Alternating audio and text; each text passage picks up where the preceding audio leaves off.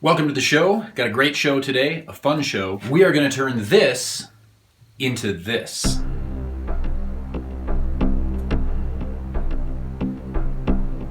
So, let's get to work. Just going to start by flattening out and shaping the end.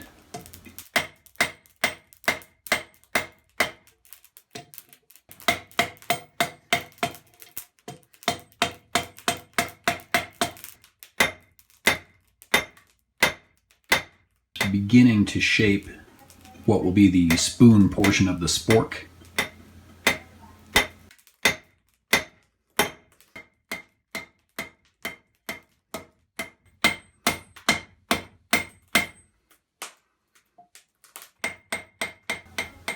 Now I'm using the ball peen to start to really move the metal .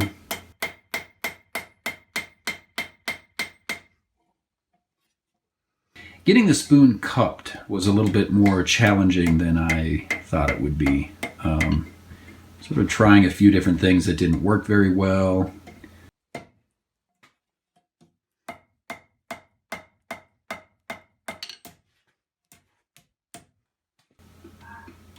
There we go. Now something's happening. At least we're getting fire and smoke.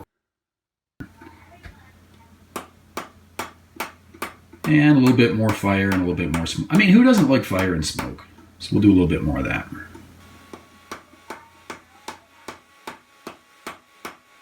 Yeah, you can see it's starting to get cupped there. I think that log is kind of what did the trick.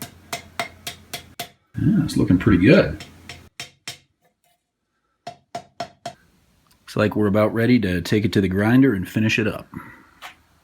Cut it down to about 8 or 9 inches.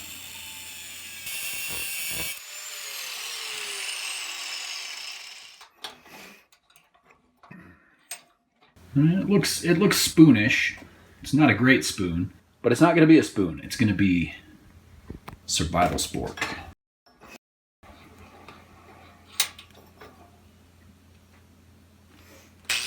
And I wound up doing a lot of shaping with the grinder. Actually more than I showed there. Now I could have done this in just regular speed, but it was a lot of work. It was tedious for me, and I imagine it would also be for you. So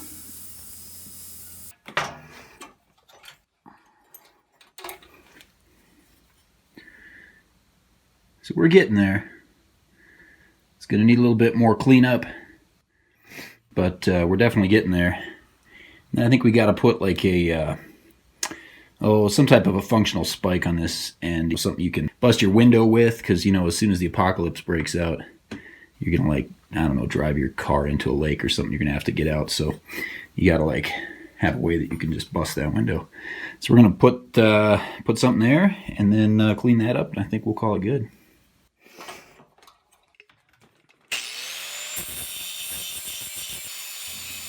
And again, I'm kind of abbreviating this for you.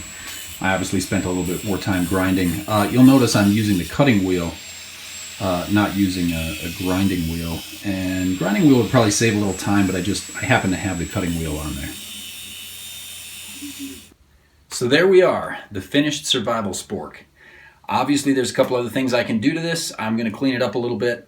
And at the end here I'll roll in some probably some still images. I might want to go in there and polish things up and sort of deburr the edges. But that's the idea right there. I have some ideas, like maybe I'll sharpen up those tines so I can, like use it as a weapon or something. But we already have this nice little feature back here, which is kind of a the bone crusher. I mean the windshield breaker, so you can get out of your car, the window breaker. If you're trapped in your car. So yeah, I actually, for my first attempt at something like this, I actually kind of like the way it turned out. All right, thanks for joining me, and please hit subscribe if you like the channel. Give me a like, give me a thumbs up down there, and we'll see you in the next video. Thank you. Okay, I wanted to just leave it there, but I did a lot more work, so I feel like I probably don't need these anymore. I feel like I should probably explain just a little bit of it. This tool is really good for just kind of cleaning up and polishing. And I'll see if you can see there what I mean. It's you know, it's rough. It's a hand forged thing, but it's got a little bit of a, oh, I gotta bend that tine back a little. Anyway, but it's got kind of a better look than it would if I just left it all like super crusty from the forge and everything. I used handy dandy Dremel. This is obviously a Black & Decker, not a Dremel, but it's a high-speed tool very similar to the Dremel brand. So worked fine. That's not a big spot for Black & Decker. That's the one I happen to have. And what else do we have here? I used this tool right here, and I kind of, you know, just sort of use it like that to bend the tines a little when they get out of line. And you can also use your fingers if you have superhuman strength like I do. And honestly, for a tool that is kind of a goofy showpiece, not really. I mean, this tool is the only tool you will need in the apocalypse. But yeah, I mean, maybe I put too much work into it. I don't know. But I also learned a lot, and I developed a lot of skill with some different things, and learned what worked and what doesn't. Thank you for joining me. See you next time.